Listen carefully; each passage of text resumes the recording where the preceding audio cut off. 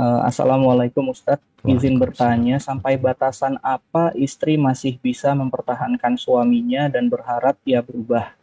Karena suami malas sholat, tidak mau belajar agama, dan suka marah-marah ketika ada masalah hidup, seperti protes kenapa ada masalah. Suami juga perokok berat, Ustadz. Mohon nasihatnya. Syukran, Ustadz. Nah, barakallahu fiik. Ahibati fillah. Sampai batasan mana istri mempertahankan rumah tangganya? Yang pertama, kita harus memahami di dalam agama kita tuh ada dosa besar, ada dosa kecil. Kemudian ada dosa yang pelakunya bisa keluar dari Islam.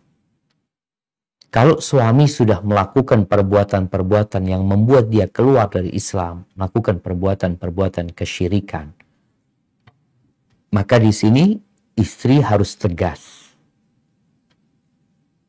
Kalau suami tidak bertobat setelah diajak kembali kepada Allah dalam dosa-dosa yang mengeluarkan dari agama Islam ini, maka tatkala itu pilihannya adalah berpisah. Suami punya keyakinan semua agama sama. Oh, ini masalah besar. Ketika dia mengatakan semua agama sama, berarti dia bisa pagi Hindu, sore Buddha, malam Nasrani, besoknya Yahudi, karena buat dia semua agama sama. Ini adalah pemikiran menyebabkan orang itu bisa keluar dari Islam. Maka segera mendudukkan suaminya.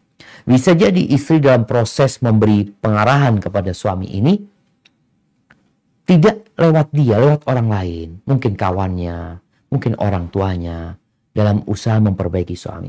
Kalau tadi suami mungkin ibadahnya kurang ya, mungkin dia perokok berat, apakah masih bisa dilanjutkan Pak Ustadz? Ana rasa masih bisa dilanjutkan. Kalau ternyata memang anti dulu memilih suami udah kayak gitu. Artinya sang istri ini ketika menerima suami memang dulunya kayak gitu. Maka kadang-kala para istri juga harus tahu diri. Kenapa aku dapat suami kayak gini ya? Kenapa aku terima dia? Oh, dulu mungkin aku melihat kepada kekayaannya. Mungkin dulu aku melihat dia tampan. Mungkin aku melihat kepada urusan dunia.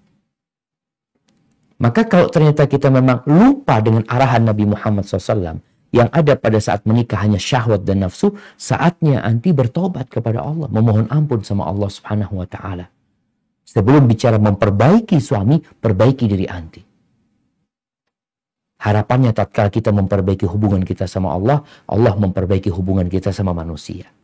Maka ngerasa anti masih bisa mempertahankan. Tapi kalau dalam perjalanan ana udah nggak kuat setia sama bau rokoknya, dia apalagi dia ngomel-ngomel terus, boleh-boleh aja istri gugat cerai nantinya. Jadi yang nggak boleh gugat cerai itu kalau hidupnya harmonis, nggak ada masalah, semua dalam ketaatan, tahu-tahu gugat cerai. Tapi kalau kondisinya tadi ada masalah, ada sebabnya, maka boleh aja. Tapi kalau istri mau mempertahankan sambil dilihat perubahannya, semoga ya bisa bertahan dan suami bisa lebih baik. Kadang-kala gugat cerai itu membuat suami berubah.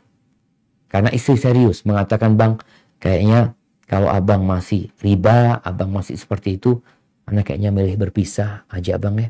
Mungkin kita hidup sendiri-sendiri lebih baik daripada kita ribut terus di dalam rumah." Hadza wallahu alam bisawab.